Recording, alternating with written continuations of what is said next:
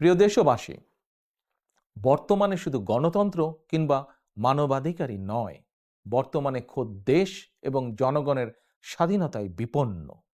বুয়েটে আবরার, মধুখালীতে আরশাদুল আর আশরাফুলের নৃশংস হত্যাকাণ্ড কিংবা কুকিচিনের তৎপরতার পরও যদি আমরা পরিণাম বুঝতে ব্যর্থ হই, আমরা যদি এখনো সতর্ক এবং সচেতন না হই, তাহলে সেদিন আর বেশি দূরে নয় যেদিন আমাদেরকে নিজ ভূমিতেই হয়তো ফিলিস্তিনিদের ভাগ্য বরণ করতে হতে পারে।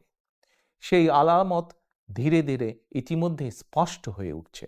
সুতরাং বাংলাদেশের পক্ষের শক্তি, গণতন্ত্রের পক্ষের শক্তিকে অবশ্যই ঐক্যবদ্ধ থাকতে হবে। দেশ এবং জনগণের স্বাধীনতা রক্ষায় হাতে হাত রেখে কাঁধে কাঁধ মিলিয়ে ঐক্যবদ্ধ প্রতিরোধ গড়ে তুলতে হবে। আমরা ঐক্যবদ্ধ থাকলে জনগণের বাংলাদেশ জনগণের কাছে ফিরিয়ে দেওয়া সময়ের অপেক্ষা মাত্র।